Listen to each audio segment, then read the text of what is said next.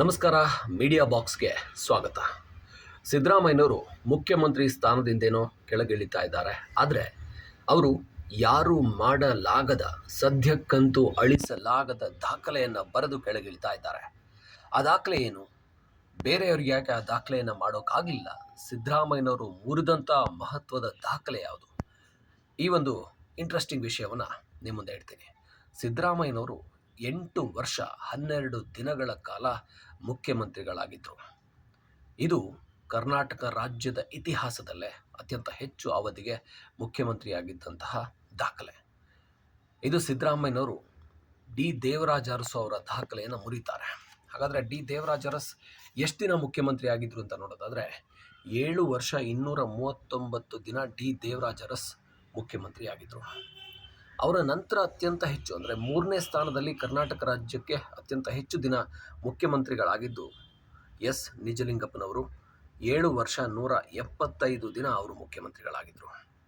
ಅದಾದಮೇಲೆ ರಾಮಕೃಷ್ಣ ಹೆಗಡೆಯವರು ಮೊದಲ ಕಾಂಗ್ರೆಸ್ಸೇತರ ಸರ್ಕಾರ ಏನು ಬರುತ್ತೆ 1983ರಲ್ಲಿ, ಆ ಸರ್ಕಾರದ ಮುಖ್ಯಮಂತ್ರಿಗಳಾಗಿದ್ದಂಥ ರಾಮಕೃಷ್ಣ ಹೆಗಡೆಯವರು 2 ಅವಧಿಗೆ ಮುಖ್ಯಮಂತ್ರಿಗಳಾಗ್ತಾರೆ. 6 ವರ್ಷ ಅವರು ಮುಖ್ಯಮಂತ್ರಿಗಳಾಗಿ ಸೇವೆಯನ್ನು ಸಲ್ಲಿಸ್ತಾರೆ. ಅದಾದಮೇಲೆ ಅತ್ಯಂತ ಹೆಚ್ಚು ಅವಧಿಗೆ ಮುಖ್ಯಮಂತ್ರಿಗಳಾಗಿದ್ದು ಬಿ ಎಸ್ ಯಡಿಯೂರಪ್ಪನವರು. 4 ಬಾರಿ ಮುಖ್ಯಮಂತ್ರಿಗಳು.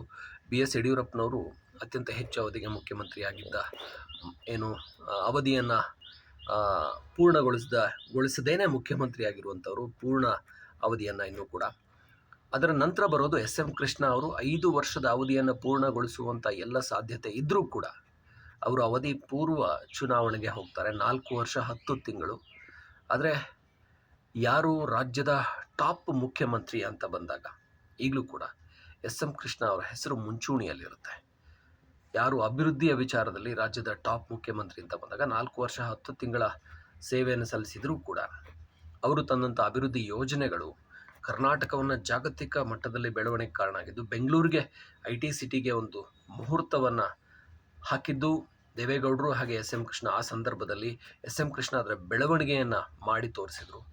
ಆದರೆ ಸಿದ್ದರಾಮಯ್ಯನವರು ಭಾಳ ಮಹತ್ವದ ಯೋಜನೆಗಳು, ಅನ್ನಭಾಗ್ಯ ಇರ್ಬೋದು, ಆ ರೀತಿಯಲ್ಲಿ ಪ್ರತಿಯೊಬ್ಬ ಹಸಿದವನಿಗೂ ಕೂಡ ಉಚಿತವಾಗಿ ಅನ್ನ ಸಿಗಬೇಕು ಅನ್ನುವಂಥದ್ದನ್ನು ಮಾಡಿದ್ದು ಸಿದ್ದರಾಮಯ್ಯನವರು ಮರೆಯಲಾಗದಂತಹ ಒಂದು ಯೋಜನೆ ಅಂತ ಹೇಳ್ಬೋದು. ಹಾಗಾಗಿ ಸಿದ್ದರಾಮಯ್ಯನವರು ಯಾರು ಮುರಿಯಲಾಗದ ದಾಖಲೆಯನ್ನು ನಿರ್ಗಮಿಸ್ತಾ ಇದ್ದಾರೆ ಅನ್ನೋದಂತೂ ಸ್ಪಷ್ಟ.